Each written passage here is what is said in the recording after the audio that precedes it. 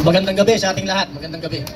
At nagpapasalamat tayo. Ngayon ay ika-11 ng Oktubre. Bukas is 12. So may i-share lang ako sa inyo. Napaka-importante to. At magandang ma-share nyo sa lahat. Ang United People's Initiative po, tayo po ay tumugon sa panawagan ng Unity. Kaya po tayo nandito kasama natin yung ating mga sumusuporta dito. At alam natin, napakamahal ng stage na to. Hindi tayo sanay rito. Nung nakikipaglaban tayo during the pandemic, kaya napahinto natin yung unconstitutional lockdown at saka yung experimental vaccine. Wala namang ganitong stage nun eh. Attorney, walang ganito eh. Nasa kalsada lang kami, natutulog kami sa kalsada eh. 2 buwan kaming natulog sa harap ng Supreme Court, 4 na buwan sa harap ng Senate. At marami tayong naipanalo sa mapayapang pamamaraan. Kasama natin yung nagsalita kanina rito, si Brother Verdi. So, ang isi-share ko sa inyo, napaka-importante para ma-share nyo rin sa iba. Ang problema ng bansa natin, hindi na kailangang aralin pa. Kahit yung mga apo natin na nag-aaral ng elementarya, high school, lalo na yung mga college, alam na may problema sa bansa. Tama po ba? Alam nila may problema, tapos tayong matatanda na, yung mga nasa gobyerno, yung nagpapatakbo ng bansa natin na atin ring hinalal, kung hindi nga dinaan sa smart magic, baka iba yung naupo, pero ganun pa man, sila nagmamaang-maangan, parang walang problema sa bansa. So, kanina nandun kami sa isang forum na pinag-uusapan yung revision ng ating konstitusyon at maraming pag-uusap at nandun ang isang magiting natin na Dean ng law, si Dean Amado Valdez, at marami tayong natutunan sa kanya. Yung krimen, naganap na eh. Yung krimen, nangyari na. Ibig sabihin, nagawa na nila yung krimen eh. Nakita nating lahat. At yung ebidensya, overwhelming. Ibig sabihin, napakarami. So ang tanong, kailangan pa bang imbestigahan natin? Kailangan pa bang imbestigahan natin sila? Kaya yung ginagawa nila, paano magkakaroon ng tama at patas na imbestigasyon? Gayong, yung nagkasala, kasama nung nag-iimbestiga. Parang niloloko na, ginagago na lang tayo nung... Walang mangyayari sa imbestigasyon. Kasi ulitin ko, yung iniimbestigahan, kasabwat rin nung mga nag-iimbestiga. So paano magkakaroon ng patas na paghuhusga dyan? So ang ginawa natin, ang United People's Initiative sa pamumuno ni General Romy Pukis, ang ating magiting na lead convener ng United People's Initiative, gumalaw tayo sa isang mapayapang pamamaraan. Tayo po ay sanay na sa ganito. Ulitin ko po, ang mga kapatid nating mga kapulisan, kakampi po nating lahat yan. Maniwala kayo sa akin. Yung damdamin natin, damdamin nila. Yung damdamin nila, damdamin natin. Nagkataon lang na hindi pwede silang sumigaw doon sa gusto nilang isigaw dahil nasa serbisyo pa sila. Ganun rin ang ating mga kapatid na sundalo. Yung damdamin natin, damdamin nila. Yung damdamin nila, damdamin natin. Kaya lang hindi sila makasigaw kasi nasa serbisyo pa sila. Isang kaisipan yan na itinuro sa atin ng sistema na bago ka magsalita ng laban doon sa institusyon na may nakikita kang mali, kailangan lumabas ka muna. Respeto ang tawag ron. Yun nga ang masakit. Tayong nasa tama, rumerespeto tayo doon sa mga gumagawa ng mali. Yung mga gumagawa ng mali, walang respeto doon sa mga binabalahura nila taong bayan. So marami ng mali talaga sa bansa natin. Kung ako nga kung ako tatanungin nyo, kung ako lang, sarili ko lang naman to eh. Actually, sa dami ng naranasan natin at ang nakawa na nangyayari, hindi na sila masaya sa milyon. Hindi na rin sila masaya sa bilyon. Trilyon na ang usapan eh. Alam niyo ba kung gaano karami ang trilyon na yan? So sa akin lang napanaginipan ko na sila lahat na pinatay na yung karamihan sa kanila. Yun yung panaginip ko. Nagising ako. Patay na sana sila lahat eh. Ultimo lamok, kampi nila eh. So ganun ang bansa natin. Ulitin ko pag-usapan natin legalities. Nakita mo gumagawa ng krimen. Yung ebidensya overwhelming. Actually, pwede na silang arestuhin ng taong bayan eh. Alam ko si Brother Placido, pag sinabi kong arestuhin natin, aarestuhin na sila eh. Pero napakahirap. 316 or 17 congressman, aarestuhin lang ni Placido, nag-iisa siya. Hindi naman pwede yun. Brother Plas, mahirap naman sumigaw siya dun sa Congress. Sumuko na kayo, napapaligiran ko kayong mag-isa. Tayo na, walang maniniwala sa'yo, Brother Plas. So kailangan marami tayo, di ba? Marami, puntahan natin sila, takot sila eh. Yung gumagawa ng mali, takot yan sa marami na nakakaintindi ng tama. Punta na tayo doon sa winning Alam ko yun ang gusto nyong marinig eh. Shortcutting ko na para mabilis. Gusto nyong manalo tayo ng payapa? Parang ayaw nyo. Parang gusto nyo yung marahas. Pwede rin. Pwede rin. Minsan nakakaisip na tayo ng hindi maganda eh, sa totoo lang. At saka nagiging laman na sila ng ating araw-araw na panaginip. Yes. Pag araw-araw mo napapanaginipan, parang nai-inlove ka na sa kanila eh. Mananalo tayo, napakasimple lang. Ito, pag-aralan nyo mabuti ha. Never tayong mayu-unite bilang mga Pilipino. Ulitin ko ha. Never tayong mayu-unite bilang mga Pilipino. Aminin na natin yan. Pero dapat marunong tayong rumespeto doon sa desisyon na nakakarami. Hindi man tayo united, pero marunong tayong rumespeto doon sa desisyon na nakakarami.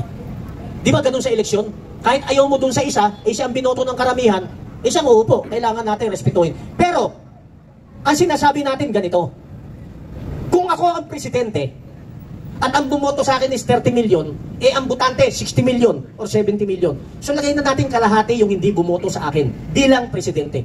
So ang gagawin ko, unang araw pa lang ng pag-upo ko, magkakandak na ako ng consultation sa taong bayan. Ang sasabihin ko, salamat doon sa 30 million na nag-upo sa akin, ano ba ang gusto ninyong gawin ko para maibsan naman ang kahirapan nyo? Magtatanong ako sa taong bayan. Ngayon, ganun rin sana ang mga mayor, congressman, governor. May gumawa na ba nung nanalo sila, bumalik sila sa taong bayan at nagtanong, ano ang gusto nyong gawin ko kasi iniupo nyo ako para maibsan naman yung kahirapan nyo? May gumawa na ba ganung politika? Wala. Politiko? Ala? Pag nanalo na sila, gagawa sila ng gusto nila na walang consultation sa taong bayan. Bumalik tayo sa presidente.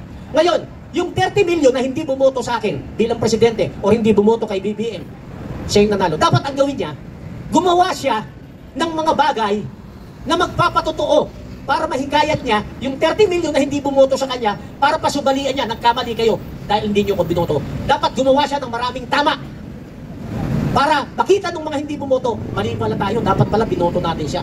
Kaso ang ginawa niya, mas marami siyang ginagawang mali at kinukonsinti niya yung mali, kaya yung 30 million na meron siya, nabawasan pa. Agree or not? Agree or not? Binibigyan ko kayo ng malalim na kaisipan para pag nag-decide kayo, sasama ba ako dyan sa mga grupo na yan para mabago yung bansa? Bumalik tayo doon sa hindi mayu-unite ha. Eto, kahit sino, pasubalian nila, kung mali tayo, we will stand to be corrected. Pero ito, alam ko, 100% hindi ako pwedeng magkamali. Walang politika, katotohanan lang pag-uusapan natin. Walang politika ha. Pakinggan nyo at i-share nyo ito dahil ito ang katotohanan na nangyayari sa bansa natin. Ito ang mga liberal. Ito ang Makabayan Black. Pag Makabayan Black, yan yung mga leftist natin, nasa wing ng CPP and PA. Alam naman ang lahat yan. Sino nag-create sa Makabayan Black? Liberal. Matagal na yung kasunduan nila. Ngayon, bakit ang liberal at saka Makabayan Black sinuportahan si BBM? Hindi lang si BBM ha, yung tatlo, Marcos, Araneta, Romualdez. Sinuportahan nila. Bakit nila sinuportahan? Dahil si BBM lang ang kanilang vehicle, sasakyan nila, si BBM lang, para makarating sila sa 2028 election. Pag nawala si BBM ngayon, anong sasakyan ng Makabayan Black at saka ng liberal na dinurog na yan nung panahon ni Digong? Nakuha nyo? Ang problema, meron pang isang malaking pwersa na sumusuporta. Sino yung malaking pwersa na yon? Western World. Wala sila sa posisyon ngayon na mawala si BBM sa pwesto. Bakit? Mababago yung geopolitics positioning nila. So sumusuporta na rin yung Western World doon kay liberal, kay Makabayan, sa administration. So apat na silang magkakampi. At ang target nila, anybody can be a president in 2028 except Sara. Ayaw nilang makabalik ang mga Duterte. Ayaw na ayaw nila. Dahil ayaw nila ng independent foreign policy. Anong ibig sabihin nun? Ayaw nila na ang istat mo, kaibigan ko ang China, kaibigan ko ang US, kaibigan ko ang Russia, kaibigan ko lahat. Ayaw ng Western World nun. Ayaw nila nun. Ang gusto nila, sila lang ang kaibigan. Sila lang ang susundin. Maraming mga Pilipino hindi alam ito. Kung ikaw totoo kang Pilipino, kahit ibinoto mo si Duterte at may nakita kang mali, babatikusin mo siya dun sa mali niya para maitama niya. Kung ikaw naman is bumoto kay BBM at may nakita kang mali sa kanya, babatikusin mo siya dun sa mali niyang ginagawa para maitama niya. hindi mo siya aayunan. Yung bumabatikos doon sa binoto mo, tama ang kaisipan nun. Ibig sabihin, normal ang kanyang kaisipan. Sino yung mga hindi normal? Nakita ng mali yung ginagawa nung binoto niya, inaayunan niya pa. Baliw o hindi? Baliw o hindi? Nakita mo ng mali, inaayunan mo pa. Sa anak mo, pag may nakita ka maling ginagawa, aayunan mo? Papagalitan mo eh. Di ba? Pero bakit yung iba, nabubulag pa rin? Bakit? Sila, yung nakikinabang at makikinabang kapag nakabalik sa pwesto, sa mataas na pwesto ang mga liberal. Sila yung makikinabang pagka nakabalik sa pwesto ang makabayan black. Sila ang makikinabang. Sino-sino yan ang mga yan? Karamihan, hindi lahat ng mga negosyante sa bansa natin, mga oligarko, sumusuporta yan sa liberal. Hindi lahat. Karamihan ng mga Catholic school natin, sumusuporta yan sa liberal. Binibigyan ko kayo ng malayang kaisipan para makita ninyo, may-unite pa ba tayo o hindi? Hindi! Never na tayong may-unite. Pero pag dumami, yung mga kagaya ninyo na nagsishare ng katotohanan, maaari may pag-asa tayong mabago. Maaari. Napakahirap sa isang bansa kagaya natin, hinulma tayo ng mainstream media para magkawatak-watak. Yaan ang itinuro sa atin, ikinulong tayo ng evil system. Mainstream media, kinulong tayo. Wala silang binabalita na 100% tama. Mas marami ka pang mapupulot sa social media, vlogger and vloggers natin, 50% hawak pa rin nila. Panded yan. Kayo mga nandito, hindi kayo panded. Sila panded, marami yan. Kalaban rin ninyo sa social media. Yung mali, ginagawa nilang tama. At yung tama, ginagawa nilang mali. Yan ang mainstream media. Para yung narrative nila, yun ang laging mapapanood at mapapakinggan ng tao. Ang turo ng mainstream media, kahit nung unang panahon pa, kahit mali yan, information na yun, ulit-ulitin mo. Ulit-ulitin mo sa TV. Kahit mali yan, ulit-ulitin mo. Ulit-ulitin mo. Araw-araw, buwan, taon, ulit-ulitin mo. Yang mali, pag inulit-ulit na nababasa at napapakinggan ng tao, nagiging totoo na sa ating paningin at sa ating pandinig. Gusto niyo yung sample? Gusto niyo yung sample? Kay Sara Duterte, paulit-ulit, 150 million, 150 million. Winaldas niya, paulit-ulit, ilang taon na, 2 taon, 150 million, 150 million, yung confidential fund, paulit-ulit. So kahit mali siya, nananatili sa isip ng mga tao nakatanim na na to si Sara talaga, kurakot eh. Kasi inulit-ulit. Pero ang nagsabi na COA eh, walang problema dun sa 150 million. O hindi ko kinakampihan si Sara, base yan sa katotohanan. Pero bakit pa nila inuulit-ulit? Kung iimbestigahan si Sara ng 150 million, eh lahat naman ng mga politiko eh, kahit mayor, congressman, governor, presidente, senador, lahat yan may confidential fund eh. Hindi dapat lahat yan imbestigahan ha? Tama? Pero bakit walang nag-uulit-ulit sa mainstream media na dapat lahat sila imbestigahan, dapat lahat sila imbestigahan, dapat lahat sila imbestigahan? Kasabwat! Kasi kasabwat sila. Nakukuha nyo na. I-share nyo ha, para hindi kayo nabubulag. Ulitin ko. Wala tayong kinakampihan, kaya tayo nandito. Ang kinakampihan natin, yung tama at yung kinakawawa. Isa yan. Paulit-ulit, mali. Putang ina. Yung matanda, 80 years old, nasa dahig pa rin. Nung dinala ng Pilipinas sa dahig, inamin na ng bansa natin na walang safety ang batas natin. Inamin na nila. Eh pwede naman dito ikulong. Pwede dito mag-hearing. At pwedeng pitayan dito si Rodrigo Roa Duterte kung nagkasala talaga. Bakit kailangan sa ibang bansa? Eh bakit si Tevez pinabalik nila rito? Nakukuha niyo yung logic? Paulit-ulit. Ito na naman yung mainstream media.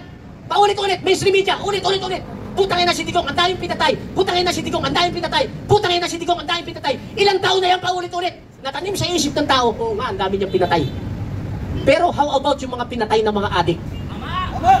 Inulit-ulit pa nila, ang daming pinatay ng adik, ang daming pinatay ng adik. Wala naman nag-uulit-ulit nun. Yung mga ginahasang kabataan, yung mga krimen ng dahil sa droga. Kung ako na naging abogado ni Digong, ang gagawin ko ganito, sige. Ilan ang pinatay ni Digong? Sabihin ko sa ICC, tanungin ko sila, 30,000 po ang pinatay. O sige, patulang ko yan. Sasabihin ko sa kanila, sige, lahat ng 30,000 na yan, pakita nyo sa akin yung blatter. Blatter sa pulis ha. 30,000, blatter, pakita nyo. Pakita nyo sa akin kung sino yung nag-aresto. Pakita nyo sa akin kung sino yung testigo. Pakita nyo sa akin kung saan siya namatay. Anong address niya? Ilang taon na siya? Yung 30,000 na yan. Palagay nyo maipapakita ng ICC? At saka ng mga liberal at saka mga kabayan black na sumusuporta para ma-idin si Digong. Palagay nyo maipapakita nila yung 30,000? Wala talaga 30,000. Ay, pa lang hindi nila mapakita eh. Hindi sila meron doon. Hindi natin sinasabi walang kasalanan si Digong. Sinabi na nga niya, if this is my destiny, so be it. Pero alam natin, alam ng kapulisan, alam ng kasundaluhan, tinaisto niya yung sahog ng mga yan eh. Palagay nyo, walang nagdaramdam na kapulisan nung napunta siya sa deheg? Palagay nyo walang nagdaramdam ng mga sundalo? Nagkakaisa na tayo ha. Papunta na tayo doon sa topic natin na maganda. Kung paano tayo mananalo. Gusto niyo ba malaman ngayong gabi o bukas na lang? Bukas na lang?